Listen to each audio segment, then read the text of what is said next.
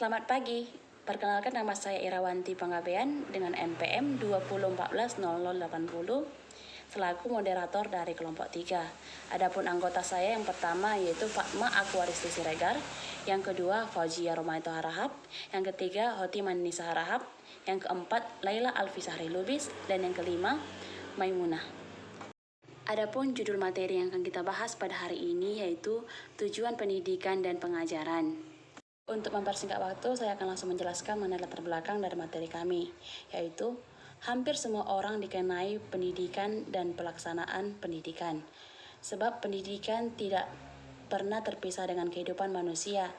Anak-anak menerima pendidikan dari orang tuanya, dan manakala anak-anak ini sudah dewasa dan berkeluarga, mereka juga akan mendidik anak-anaknya.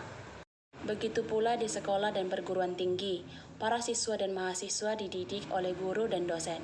Jadi, pendidikan dapat dikaitkan sebuah proses atau kegiatan yang dilakukan oleh manusia.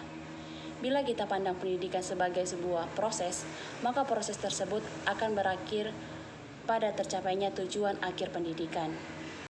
Dengan tujuan ini, diharapkan mereka yang memiliki pendidikan dengan baik dapat memiliki kreativitas, pengetahuan, kepribadian, mandiri, dan menjadi pribadi yang lebih bertanggung jawab. Pengajaran merupakan perpaduan dari dua aktivitas, yaitu aktivitas mengajar dan aktivitas belajar. Jalinan komunikasi yang harmonis, inilah yang menjadi indikator suatu aktivitas atau proses pengajaran itu terjalan dengan baik. Assalamualaikum warahmatullahi wabarakatuh. Perkenalkan, nama saya Fauzia Romaito Harahap. Saya sebagai pembaca pertama akan membaca makalah kami yang berjudul Tujuan Pendidikan dan Pengajaran. Pendidikan merupakan sebuah sistem yang mengandung aspek visi, misi, tujuan, kurikulum, bahan ajar, guru, murid, manajemen, sarana prasarana, biaya, lingkungan, dan lain sebagainya. Pendidikan juga dapat diartikan sebagai upaya mengembangkan potensi-potensi manusiawi peserta didik, baik potensi fisik, potensi cipta, rasa maupun karsanya, agar potensi itu menjadi nyata dan dapat berfungsi dalam perjalanan hidupnya. Dasar pendidikan adalah cita-cita kemanusiaan universal. Pendidikan bertujuan menyiapkan pribadi dalam keseimbangan kesatuan organis, harmonis, dinamis, guna mencapai tujuan hidup kemanusiaan. Filsafat pendidikan adalah filsafat yang digunakan dalam studi mengenai masalah pendidikan. Yang B, pengertian tujuan pendidikan. Tujuan pendidikan adalah suatu faktor yang amat sangat penting dalam pendidikan, karena tujuan merupakan arah yang hendak dicapai atau yang hendak dituju oleh pendidikan. Begitu juga dengan penyelenggaraan pendidikan yang tidak dapat dilepaskan dari sebuah tujuan yang hendak dicapainya. Tujuan pendidikan yang berlaku pada waktu Orde Lama berbeda dengan Orde Baru. Demikian pula, sejak Orde Baru hingga sekarang, rumusan tujuan pendidikan selalu mengalami perubahan dari pelita ke pelita sesuai dengan tuntutan pembangunan dan perkembangan kehidupan masyarakat dan negara Indonesia. C. Fungsi tujuan pendidikan. Tujuan pendidikan pengertiannya sebenarnya sudah terlingkup di dalam pengertian pendidikan sebagai usaha secara sadar, yang berarti bahwa usaha tersebut mengalami permulaan dan mengalami pula akhirnya. Dari pengertian tersebut, maka jelas bahwa fungsi tujuan pendidikan yaitu: yang pertama, mengakhiri tujuan itu; dua, mengarahkan tujuan itu; tiga, suatu tujuan dapat pula merupakan titik pangkal untuk mencapai tujuan-tujuan lain, baik merupakan tujuan baru maupun tujuan-tujuan lanjutan dari tujuan pertama. Yang keempat yaitu memberi nilai pada usaha-usaha itu. Brubacher menguraikan fungsi tujuan pendidikan melaksanakan 3 fungsi penting yang semuanya bersifat novatif, yaitu: 1. Tujuan pendidikan memberikan arahan. D. Cara menentukan tujuan pendidikan. Menurut para ahli pendidikan seperti John S. Gruber, bahwa menetapkan tujuan pendidikan dapat ditempuh dengan tipe cara atau pendekatan, yaitu: 1. Pendekatan melalui analisa histori yaitu lembaga-lembaga sosial adalah suatu pendekatan yang berorientasi kepada realita yang sudah ada dan yang telah tumbuh sepanjang sejarah. Yang kedua yaitu dengan pendekatan yang berdasarkan pada analisa tentang kehidupan yang aktual. Dengan pendekatan ini dapat dilukiskan kenyataan kehidupan melalui analisa deskriptif tentang seluruh kehidupan masyarakat, baik aktivitas anak-anak, orang dewasa, dan motivasi mereka terhadap aktivitas tersebut. Yang ketiga yaitu pendekatan melalui nilai-nilai filsafat normatif seperti filsafat negara dan moral. Sehingga dari pandang hidup dan filsafat itulah kemudian negara menemukan cita-cita kehidupan dan kehidupan ideologi dari negara itu disebut dengan filsafat negara. Kriteria kualifikasi tujuan pendidikan. Menurut Dewey ada 3 kriteria buat tujuan pendidikan yang baik, yaitu 1. Tujuan yang sudah ada haruslah menciptakan perkembangan yang lebih baik daripada kondisi yang sudah ada sebelumnya. Kedua, suatu tujuan inilah harus fleksibel dan dapat diubah-ubah yang disesuaikan menurut keadaan. Yang ketiga, tujuan itu harus menunjukkan kebebasan kegiatan. Pikiran John Dewey tentang tujuan pendidikan dikemukakan bahwa pendidikan itu pada dasarnya tidak mempunyai tujuan. Hanya saja orang-orangnya pada orang tua dan guru-guru lainnya yang mana merekalah sebenarnya yang mempunyai tujuan dan bukanlah ide yang abstrak seperti pendidikan. Dengan kata lain bahwa karakteristik tujuan pendidikan yang baik itu antara lain yaitu suatu tujuan pendidikan harus ditegakkan aktivitas dan keperluan yang sebenarnya dari orang tertentu yang harus dididik. Yang kedua, suatu tujuan haruslah dapat diterjemahkan menjadi suatu metode kerjasama dengan kegiatan-kegiatan anak yang sedang mengalami pengajaran. Yang ketiga, dan para pendidik haruslah berhati-hati terhadap tujuan yang menurut perkiraan bersifat umum. Assalamualaikum warahmatullahi wabarakatuh. Saya Fatma Akwaresti dengan MPM 20140065. Di sini saya akan melanjutkan materi kami, yaitu macam-macam tujuan pendidikan. Ada 4 macam tujuan pendidikan yang tingkat dan luasnya berlainan, yaitu tujuan umum pendidik nasional, tujuan institusional, tujuan kulikuler, dan tujuan instruksional. Yang pertama, tujuan umum atau pendidik nasional. Tujuan pendidik ini merupakan tingkat yang tertinggi. Pada tujuan ini digambarkan harapan masyarakat atau negara tentang ciri-ciri seseorang ataupun manusia yang dihasilkan oleh proses pendidik atau manusia yang terdidik. Adapun yang dimaksud tujuan pendidik nasional adalah tujuan umum yang hendak dicapai oleh seluruh bangsa Indonesia dan merupakan rumusan kualifikasi terbentuknya setiap warga negara yang dicita-citakan bersama. Tujuan pendidik menurut Leisenfeld adalah membentuk manusia dewasa baik jasmani maupun rohani. Tujuan pendidik nasional Indonesia adalah membangun manusia yang bertakwa kepada Tuhan Yang Maha Esa. 2. Tujuan institusional. Tujuan institusional adalah tujuan yang akan dicapai oleh suatu lembaga pendidik tertentu. Tujuan institusional adalah perumusan secara umum pola perilaku dan pola kemampuan yang harus dimiliki oleh setiap lembaga pendidik yang berbeda-beda sesuai dengan fungsi dan tugas yang harus dipikul oleh setiap lembaga. Yang ketiga, tujuan kurikuler. Tujuan kurikuler adalah untuk mencapai pola perilaku dan pola kemampuan secara keterampilan yang harus dimiliki oleh lulusan suatu lembaga.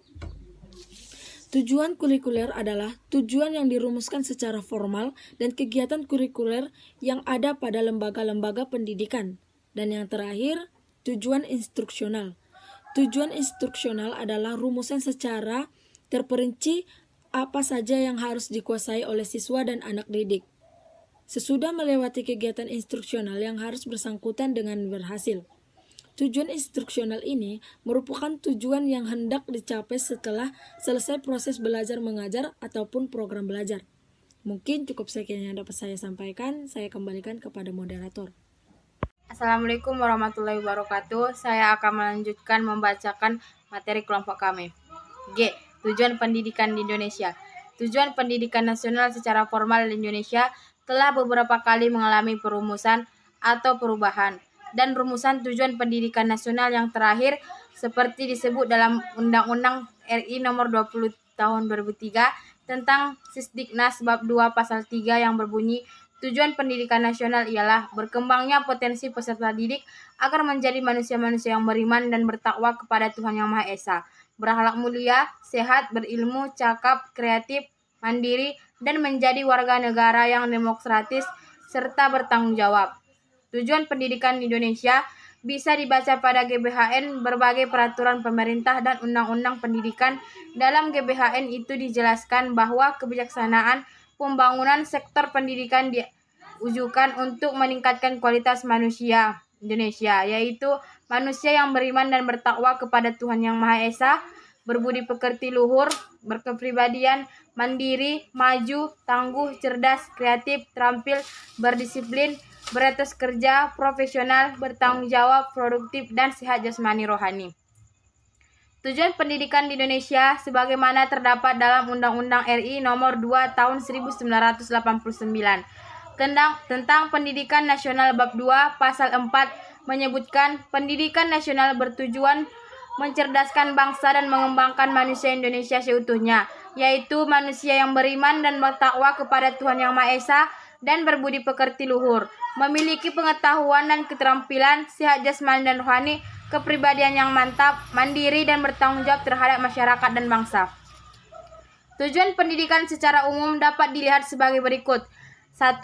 Tujuan pendidikan terdapat dalam Undang-Undang Nomor 2 Tahun 1985, yaitu mencerdaskan kehidupan bangsa dan mengembangkan manusia yang seutuhnya, yaitu beriman dan bertakwa kepada Tuhan Yang Maha Esa dan berbudi pekerti luhur, memiliki pengetahuan dan keterampilan, kesehatan jasmani dan rohani, kepribadian yang mantap dan mandiri, serta rasa tanggung jawab kemasyarakatan dan berbangsa.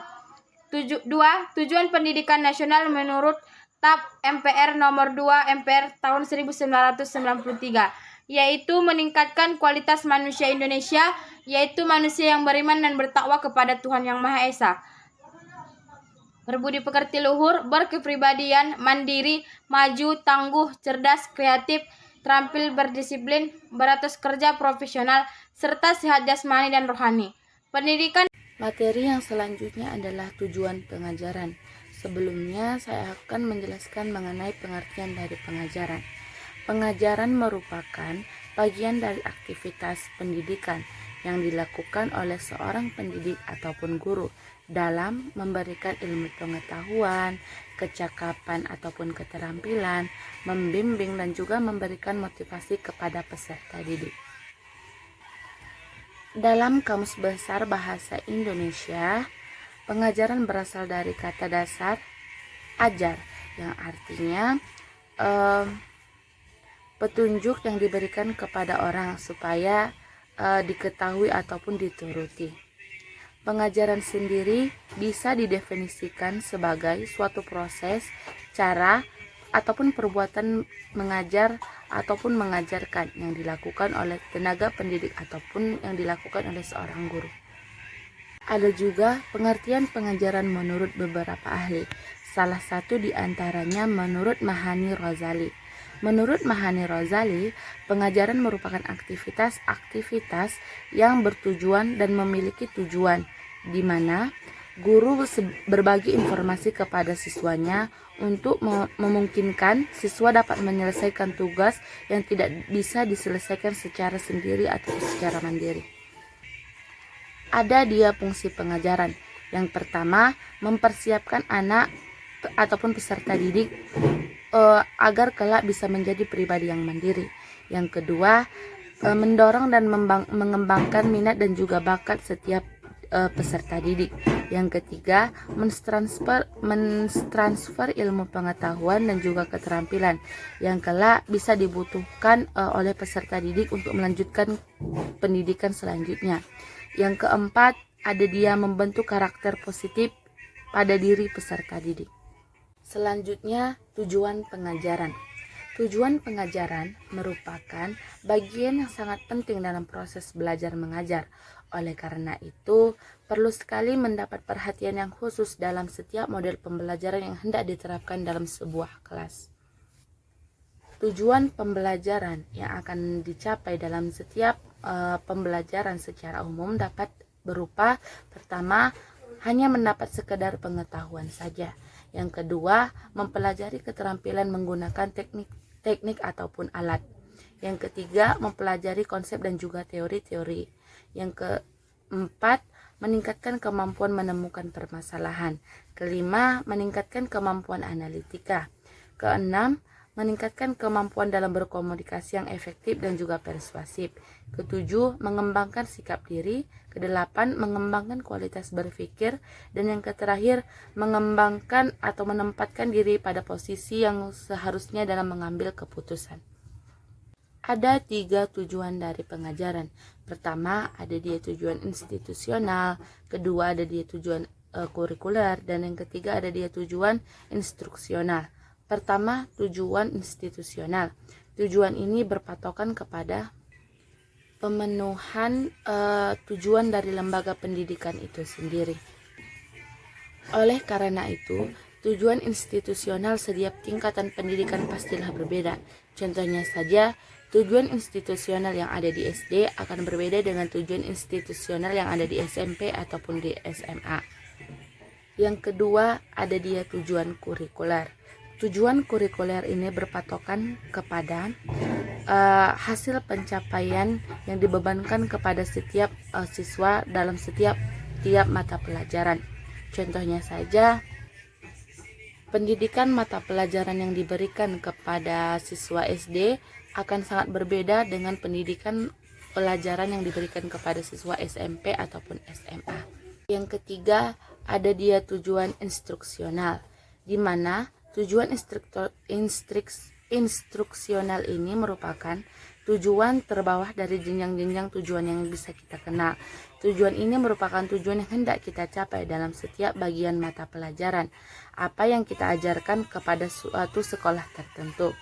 Tujuan instruksional ini akan menjawab pertanyaan apa yang harus dicapai oleh siswa dalam setiap mata pelajaran pada suatu bahan ataupun waktu tertentu.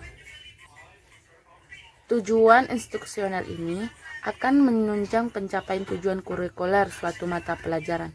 Tujuan instruksional pada umumnya dikelompokkan menjadi 3, yaitu ada dia kognitif, afektif, dan juga psikomotorik. Yang pertama ada dia kognitif. Kognitif ini mencakup tujuan-tujuan yang berhubungan dengan ingatan, pengetahuan, dan kemampuan intelektual ataupun kemampuan berpikir peserta didik. Domain dari kognitif ini terdiri dari ingatan, pemahaman, penerapan, analisis, sintesis, evaluasi, dan juga lain sebagainya. Yang kedua ada dia afektif. Afektif ini mencakup tujuan-tujuan yang berhubungan dengan perubahan-perubahan sikap, nilai, perasaan, dan juga minat yang ada pada diri peserta didik. Afektif ini tercakup menjadi 5 kategori. Yang pertama ada dia penerimaan, yang mengacu kepada kesukarelaan dan juga kemampuan dalam memperhatikan ataupun memberikan respon terhadap sesuatu. Ada dia pemberian respon, penilaian, pengorganisasian, dan juga karakterisasi. Yang ketiga ada dia psikomotor, yang mencakup dengan tujuan-tujuan yang berhubungan dengan manipulasi ataupun kemampuan gerak dalam diri peserta didik. Psikomotor ini terbagi menjadi 5 kategori. Yang pertama ada dia peniruan, terjadi ketika siswa mengamati dalam suatu gerakan, mulai dari memberi respon terhadap sesuatu yang ia amati maupun lain sebagainya. Ada dia manipulasi, ketetapan, artikulasi, dan juga pengalamiahan. Nah, adapun kesimpulan dari materi yang saya bahas pada hari ini yaitu tujuan pendidikan adalah suatu faktor yang sangat penting di dalam pendidikan, karena tujuan merupakan arah yang hendak dicapai atau yang hendak dituju oleh pendidikan.